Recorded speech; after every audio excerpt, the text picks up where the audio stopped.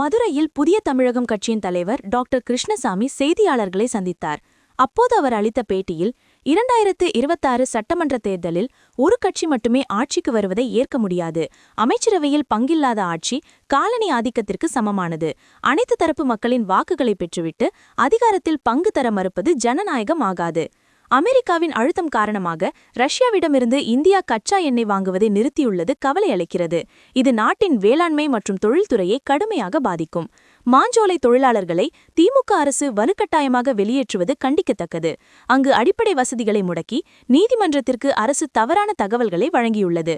இது தொடர்பாக வழக்கறிஞர் ஆணையம் அமைக்க முறையிட உள்ளோம். தமிழகத்தில் ஆட்சி மாற்றம் ஏற்பட வேண்டும்.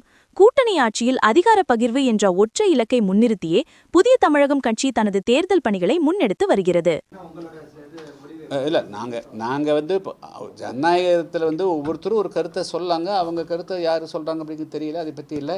புதிய தமிழகம் கட்சியினுடைய நிலைப்பாடு இதை நாங்கள் கடைசி நிமிடம் வரையிலும் வலியுறுத்துவோம். அது எப்படி நடக்குதுன்னு அது பொறுமையாக பார்க்கலாம். இல்லை அது இல்லை அதில் நாங்கள் இல்லை அது ஏன் அதாவது எப்படி யார் சொன்னாங்க? அதாவது அரசியலில் வெளியே பேசுறது இல்லை.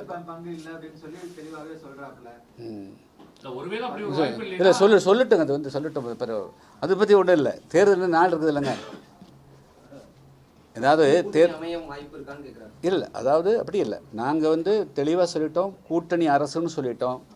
வலுவான கூட்டணியும் சொல்லியிருக்கிறோம். ஆட்சி மாற்றம்னு சொல்லியிருக்கிறோம்.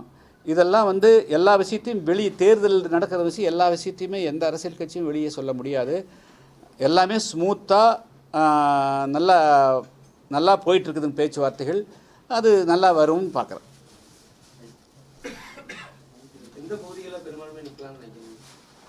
இல்லை அது நாங்கள் அதாவது புதிய தமிழகம் கட்சி தென் தமிழக மக்களுடைய வாழ்வாதாரத்தை முன்னிறுத்தான் எங்களுடைய அரசியல் பயணமே துவக்கப்பட்டது. பிற தமிழ்நாட்டிற்குடைய அனைத்து மக்களுக்கான குரலாக இருந்தாலும் கூட தென் தமிழகத்தினுடைய தொழில் வளர்ச்சி, தென் தமிழகத்தினுடைய கல்வி வளர்ச்சி, மருத்துவ வளர்ச்சி, வணிகம் எல்லாமே தென் தமிழகத்துக்கு. ஸோ நாங்கள் பெரம்பலூருக்கு தெற்கே அதிகமான கவனம் செலுத்தி தான் நாங்கள் ஒர்க் பண்ணுறோம். பெரம்பலூர், திருச்சி, டெல்டா மாவட்டங்கள், கோயம்புத்தூர், கரூர், அது உட்பட மதுரை உள்பட்ட இந்த 22 மாவட்டங்களில் நாங்கள் கவனம் செலுத்தி பணியாற்றி வருகிறோம். ஓகே,